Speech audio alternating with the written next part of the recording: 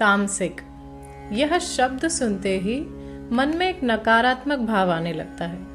तो क्या व्यक्ति का सिर्फ सात्विक और राजसिक होना ही काफी है?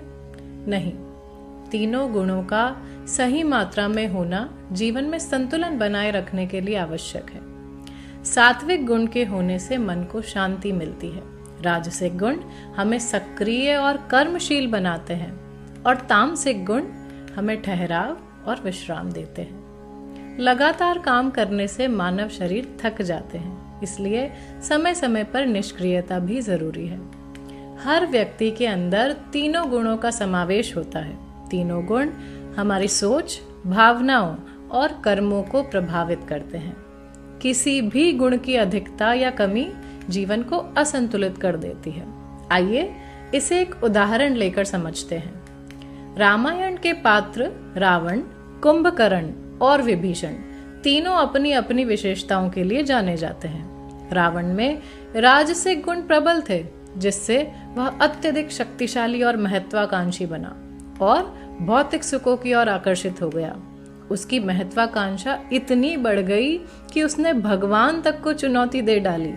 भीतर गहन अंधकार होने के कारण वह स्वयं को श्रेष्ठ मानने लगा। अपनी इसी राजसिक प्रवृत्ति की अधिकता ने उसे अधर्म और अन्याय की ओर धकेल दिया, जो अंततः उसके विनाश का कारण बना।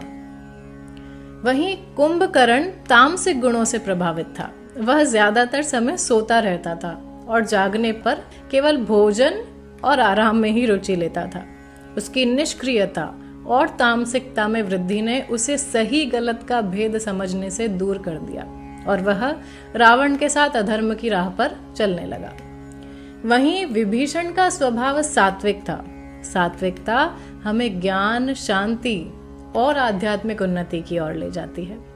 सात्विक प्रवृत्ति ने ही विभीषण को सच्चाई और न्याय का मार्ग चुनने में सहायता की। इसी के चलते उसने रावण के अधर्म का विरोध कर भगवान राम का समर्थन किया। राजसिक गुण की अधिकता अहंकार, स्वार्थ और विनाशकारी लालसाओं को जन्म देती है। तामसिक गुण की वृद्धि से व्यक्ति आलसी और निष्क्रियता अपनाने लगता है। अधिक सात्विकता हमें समाज से दूर कर सकती है।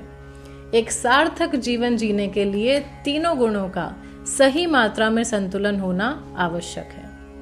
हम विचार शक्ति, जागरूकता, चेतना शक्ति एवं साधना के माध्यम से तीनों गुणों में संतुलन लाकर एक संतुलित जीवन जी सकते हैं।